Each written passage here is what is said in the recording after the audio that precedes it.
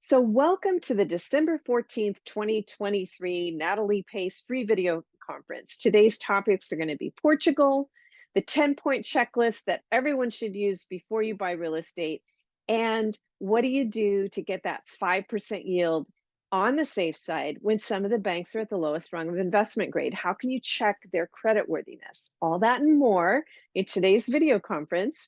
Remember, you can always watch it back at youtube.com/Natalie Pace. Be sure to subscribe there so you don't miss anything and share it with your friends. Okay, so let's jump right in. We're going to start with Portugal. Now, again, these are really brand new developments in Portugal. And there is a blog that you can check out at nataliepace.com/blog. It's not the current one. So, in order to get there, you're going to have to scroll to the bottom of the current blog, and then you can see a list of all the blogs, or you can just do a search on Portugal once you get to my blog page, and you'll be able to easily find it there. So they've eliminated the tax advantages for expats. They have made the golden visa more difficult to obtain, and they put the kibosh on new Airbnb licenses for cities. So if you're in a rural area, it's not as big of a deal, but in the cities, it is a big deal. Now, what I did is I wanted to show you why this is happening, right? Why there was political pressure to take away the tax incentives for expats and to take away these Airbnb licenses and to stop giving out the golden visas. And I think the easiest way to understand it is to actually look at the prices on Airbnb and then take a look at how much people actually earn in Portugal. So here you can see you can get some lower priced things in Lisbon, but there's a lot of them that are over $50 or more per night. All right, so $50 a night times 30 would be $1,500. The average wage in Portugal, it's one of the lower income countries. And the average wage is still only about $30,000 a year. So that's less than $3,000 a month. Now, if you're looking at that $50 a month, I mean $50 a night, that's half. That's more than half of the income. If you're looking at something that's 84 a night, and then there's quite a few of them here that are in the 80s. So that is beyond what they can even afford. Even half of your income is really too high in terms of affordable housing. And people have been taking to the streets and they've been saying, look, this is crazy. We understand that you wanted to get our economy going, but this has gone too far because now nobody that's a local can actually afford to live and work there. And the people that are coming in, they want the low prices that are in Portugal, right? Which includes the lower and more affordable labor. So if the prices for labor go way up, all of a sudden the prices of living in Portugal are going to go way up as well. So it's really important for people to understand that you're going to end up with a lot of political pressure, a lot of protests when housing becomes unaffordable. Now, also another issue is that a lot of the money that people have made on investing in real estate is already baked in, right? So right now people are getting excited about moving in, and what they don't realize is that a lot of the gains have already been made. So real estate prices are up about 140% just in the last 8 years. And they're unaffordable to the locals. When that it gets out of whack, it's harder for it to continue to keep going up, up, up. So I did list here on this Portugal blog the pluses of moving to Portugal, which obviously it's one of the most affordable. Food is cheap, great transportation, wonderful weather, beautiful beaches, and they do have good property rights and judicial effectiveness, and it's also crypto friendly. But the housing is unaffordable for the locals, and that creates political instability. New Airbnb restrictions. So if you're trying to be a part-timer and monetize your place, that's probably not going to be available to you. Um, Chasing gains, so buying high is rarely a good idea. It's got high taxes if you don't have tax incentives. The taxes in Portugal are almost 50%. And of course, political uncertainty and tighter policy towards expats and digital nomads. So the bottom line here is that if you are thinking about investing in real estate in particular, especially in a foreign country, you want to be doing a lot more than just listening to your friends say how much money they've made by investing there a few years ago, right? Because you might be chasing gains and there may be more to it. So, especially if that friend has the expat, low tax rate of 10% and you're going to come in at the no incentives 48%. So, one of the things that's really important for everybody to realize is that before you buy real estate, which can be illiquid, and it can also be a problem if you buy high and the prices fall. So, you want to have this 10-point checklist. This is available in my book, The ABCs of Money. Be sure you're getting the fifth edition. So just go to nataliepace.com and scroll down and click on the book covers there so you're assured that you're going to get the most recent volume of it, the most recent edition of it. There's an entire section on real estate in the fifth edition of the ABCs of Money. So you want to find out if this is really your place and your people. If you love Portugal, if you love the people of Portugal, if you love living there, if you love the language, if you want to learn the language, then of course you should consider moving to Portugal. Maybe you want to wait a few years and hopefully the prices come down a little bit so you're not buying high, but that could be it. So you want to factor in, are these your people? Or are you going to feel like a foreigner and an outcast in there? And if you go in and you're buying high and you're hoping to, rent out your Airbnb really high and the locals are living in tents, that's not going to make them like you very much. It's not necessarily going to be your people. So you want to be aware of that. And the only way to really be aware of something like that is actually to go there and to spend time there, not a week as a vacationer, a month or longer, as somebody that is hobnobbing with the locals, talking to them about the things that they care about, and just walking around and doing things like a local would do and feel how it feels to you. Do you feel welcome? Do you feel like people are giving you the stink eye behind your back?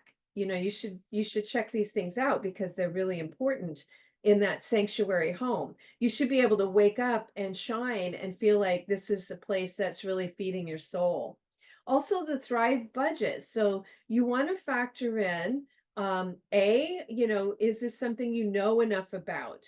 Now, again, in that blog, I talked about some of the pluses and minuses, and I looked at a lot of data to come up with it. So the index of economic freedom, especially if you're going to be shopping outside of your own country, to make sure that if you're buying real estate, you better make sure that property rights and that there's not a lot of corruption in that country. You want to know if you're buying high or buying low. You want to know what climate's like in there. So you really want to factor in the 3-ingredient recipe for cooking up profits, which is know what you're buying, pick the leader or make it the leader, and then buy low. Okay. You don't want to buy low, buy high, hoping to sell higher or hoping to make a boatload of money. You want to buy low so that your chances of making a lot of money and or selling higher are higher.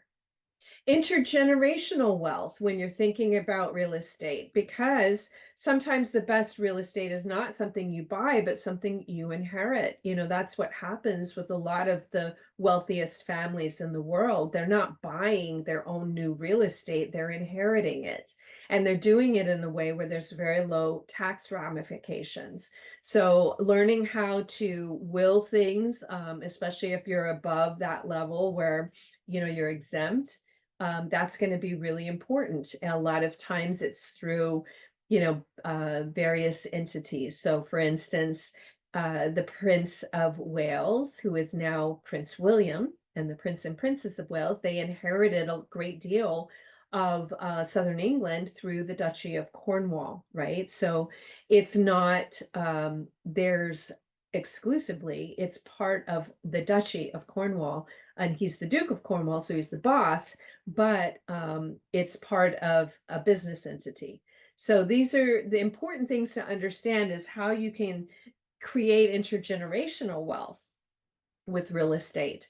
The 3 ingredient recipe for cooking up profits, we already talked about. The Thrive budget basically means you got to buy what you can afford, right? So if you want to thrive in life instead of feeling buried alive in bills and struggling to survive, then you can't be spending too much of your money on basic needs, right? 50% to thrive, 50% to survive. There's an entire section on the Thrive budget in the ABCs of money as well. So I'm not going to go through every single one of these checkpoints because it's all listed in the real estate section of the ABCs of money with additional information on each and every of these 10 points. The point is real estate can be something you get stuck with. So before you buy it and get stuck with it, you want to make sure that it's right for you. You want to make sure it's a proper decision in terms of what you should be having in your wealth plan, and that it is giving you the opportunity to be on the right side of that trade. Okay. So the 10-point checklist is going to be really important for that.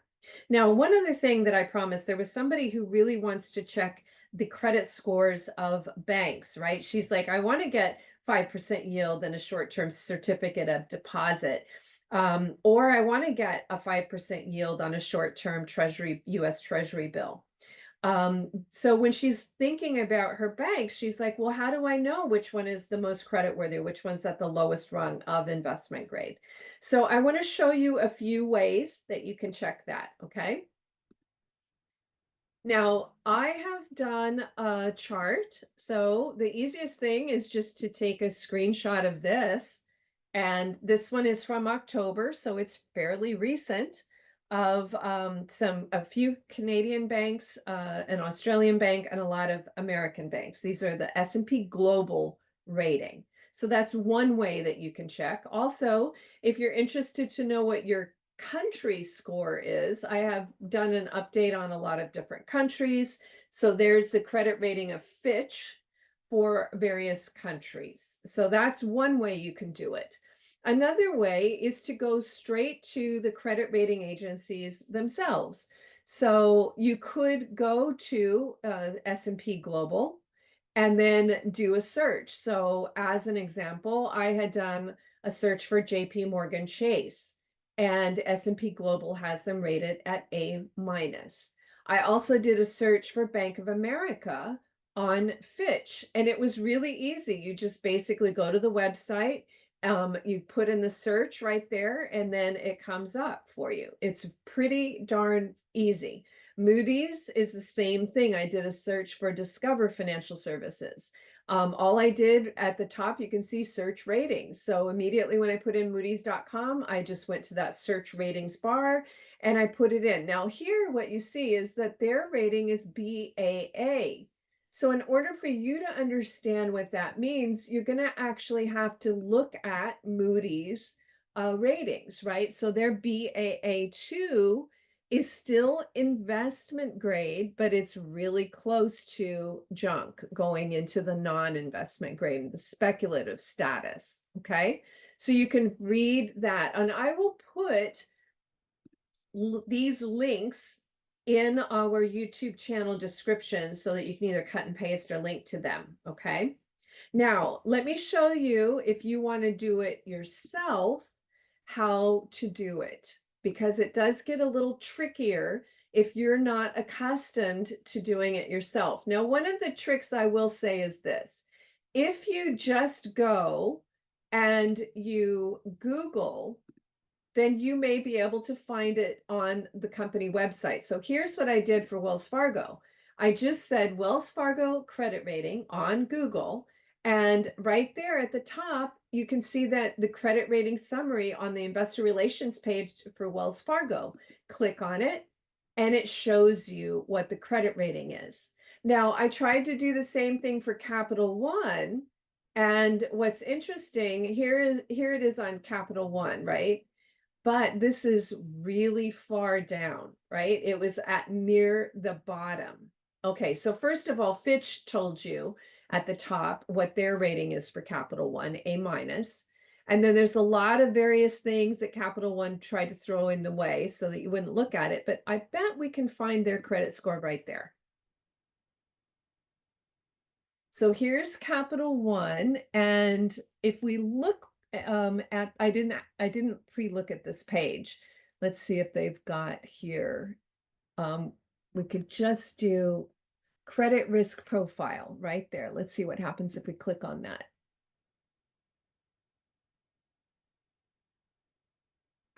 I'm just going to put in Fitch. Okay, so they don't have any credit ratings by Fitch. I'm going to put in S&P. There is one reference to S&P. Common, okay, is included in the S&P 100. Okay, so let's see what happens if we put in Moody's. So this particular company is not wanting us to see it easily, right? Let's go back. Again, here is S&P Global, right? And so I went to S&P Global Ratings. And what I did is I did a search. So here I started at spglobal.com/ratings. I went over to the search area, and the first thing I did for the JP Morgan one was put in JP Morgan Chase. Now I have to select which one I think it is. I'm going for JP Morgan Chase and Company rather than all these other ones. Now, why is that? Well, the easiest way I can tell you is to go over to the money page of msn.com. And if you can easily find the bank you're looking for, you want to go for that exact name and get your credit rating there. So this says JP Morgan with no spaces, Chase and Co. So as I go back there, I'm going to look for JP Morgan, Chase and Co. And that's the one I'm going to click on. Now, this one, again, had an A minus credit rating. So A minus is still investment grade. BBB is the lowest rung of investment grade for S&P Global. Let's see what happens if I just click on that search bar, and now I'm going to put in Capital One.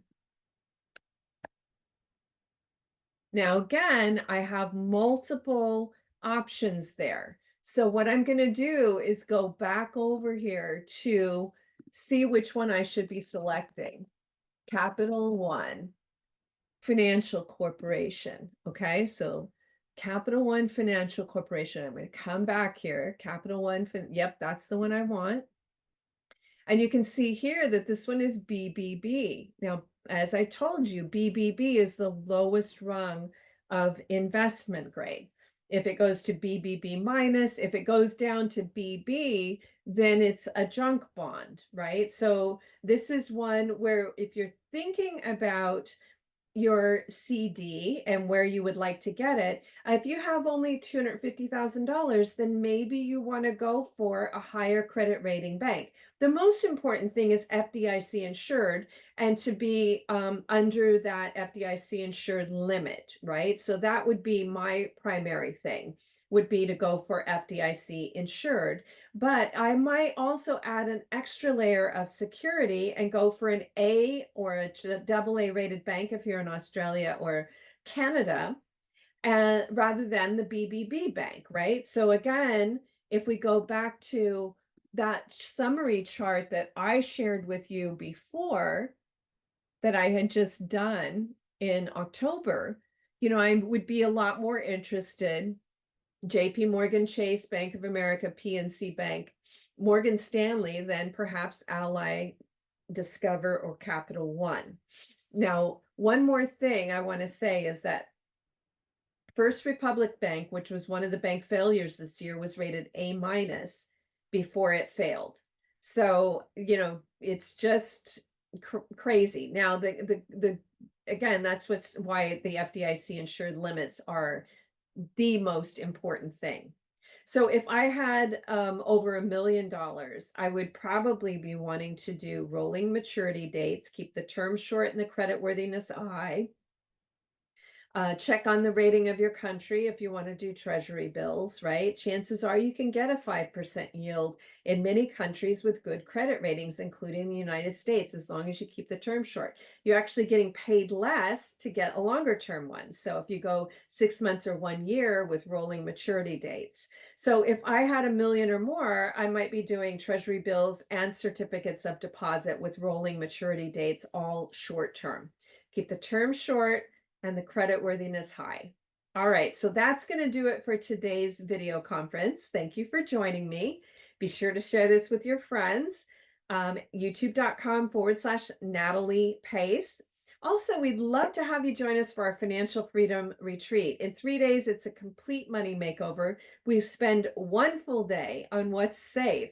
And believe it or not, and I actually just wrote a blog on this, it's the most recent blog, the best yield, the best interest rate available to you could be bills that you toss out the window.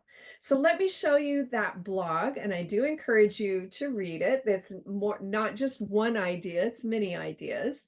So back to the first blog that's up right now, which is called The Best ROI, Almost 40% and 7 Life Hacks That Save Thousands. So that's another thing that we go over in the retreat, but of course you can see a lot of the information right there. We just take it deeper, that we can take things a lot deeper in a 3-day financial freedom, complete money makeover. So go there to nataliepace.com, click on the flyer. You'll be able to see the pricing, the information. It's January 13th through the 15th. You'll see testimonials there. Day one is nest egg strategies. So how you can earn money while you sleep safely and protect your wealth. Day two is how to get a little hotter if you're interested in artificial intelligence or technology or the Magnificent Seven. We can talk about how you can easily invest in them and get a little hotter in your portfolio. And then day three, all day long, is what's safe. So join us for a complete money makeover. When you learn the life math that we all should have received in high school, everything changes. Everything changes. It becomes, and the sooner you get this information, the better it can be for you. This pays dividends for life. So again, call 310-430-2397 or email info@nataliepace.com. Visit nataliepace.com. Join us January 13th through the 15th, and happy holidays. Thanks so much. Also, do join me on all the social media. You'll get free daily money tips if you follow me on my Instagram channel. Be sure to also subscribe to the broadcast channel, which is where we post our daily tips. So here you can see that all you have to do is click on any one that you're interested in: Facebook, X, Instagram, LinkedIn, email us, Spotify, Apple, and YouTube. All right, that does it for today, December 14th, 2023, and happy holidays.